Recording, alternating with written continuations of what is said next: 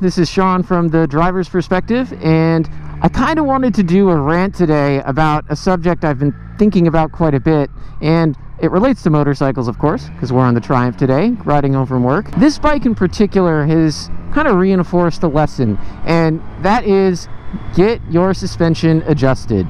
Nobody seems to do this still, and it kind of blows my mind. We have this wonderful resource that's the internet, and I've talked to a lot of people over the years, and pretty much everybody's told me, oh yeah, I've never touched the suspension on my bike. I've never adjusted it.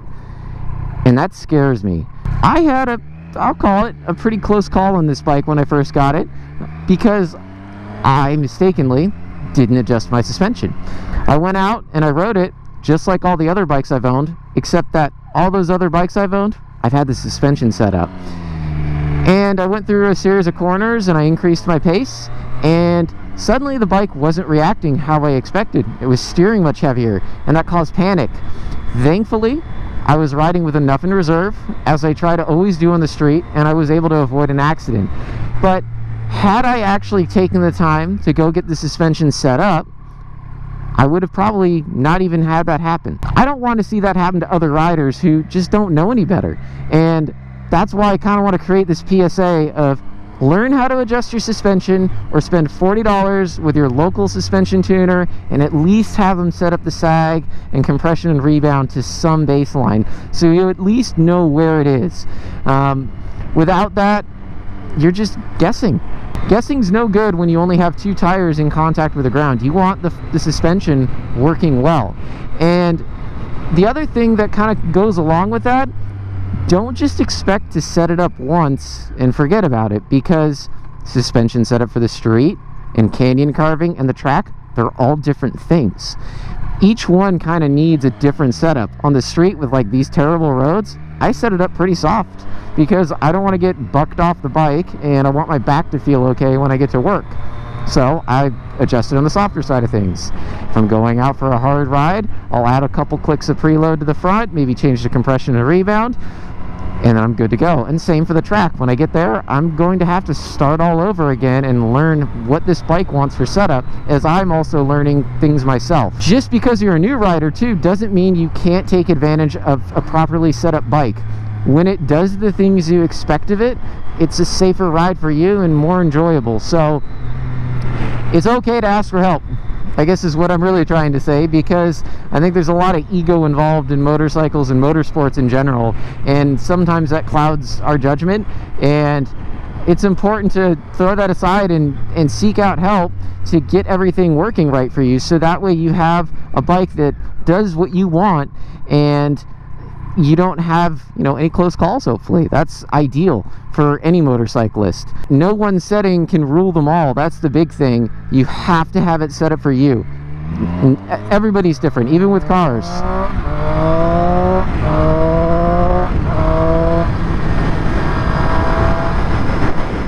Like that bump back there with the factory settings, that would have just launched my butt off the seat, and that's just not good. You don't want that in general. Great resources exist on the internet already if you want to just self-educate. Dave Moss, I think, is probably the leader when it comes to suspension tuning and guides online. He has a really methodical approach with setting the bike up, explaining to other riders what's going on, and you can learn a lot of information even from his trailers. But I think his whole thing is worth paying for. I've certainly rented videos from his YouTube page because there's just so much good information in there. And as somebody who works in the motorsports industry, the amount of knowledge that Dave Moss shares is pretty wild. I mean, there's a lot of details that he litters throughout his videos. I know people in the industry who wouldn't share half of what he does. So the fact that he's putting it out there for free in some of these trailers and for like $10 a month is pretty crazy.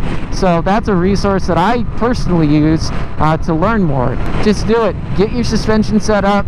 You'll thank me, your suspension tuner, and you'll be glad you spent the $40 or whatever it is. I mean, you spend so much money and all this other stuff for bikes, and I think some of the simplest stuff is overlooked like that. Now, with your bike, you might not be able to adjust everything, and that's okay, but you'll do what you can to make it better and get it closer to what's ideal for you, and if nothing else, you'll know what you need to change in the future to make it perfect for you. I went through a couple different changes on my FC09 where the first thing was, okay, go get the sag set and have my guy do the best he can with the factory components. And everybody knows the shock and the forks on the first gen FC09s, they're garbage. So we went down to the store, we got some fork oil, and we made do with what we had, and we made it as good as we could. And then I upgraded the rear shock, and I did it again, then I finally did the fork. So I did that one in stages. If you have the budget, do it all at once. It'll just be a better bike, and you'll thank yourself later. I don't like piecemealing things together if I don't have to, because I think you lose out on the bigger change that you'll feel with all the components working together as they should. I'm really stoked about this bike because the suspension's really awesome out of the box, so I don't really need to change too much. And thankfully the factory fork springs and the factory shock has a spring that works for my weight, and I don't have to change it, but you might have to. Don't be surprised if you got to spend a little money to do it, but again, it's worth the money. Having a bike that handles well will keep you safer, have a higher enjoyment level, and just help you be generally more awesome. So, hope you like this quick video. I hope it helps somebody out there and they go get their suspension adjusted, and hopefully that prevents them from maybe having an accident. I know I wish there was a video like this encouraging people to go get their suspension set up when I got into riding, so hopefully this reaches some newer riders too. If you have any questions, leave a comment below. Until the next time, I'm Sean with a driver's perspective.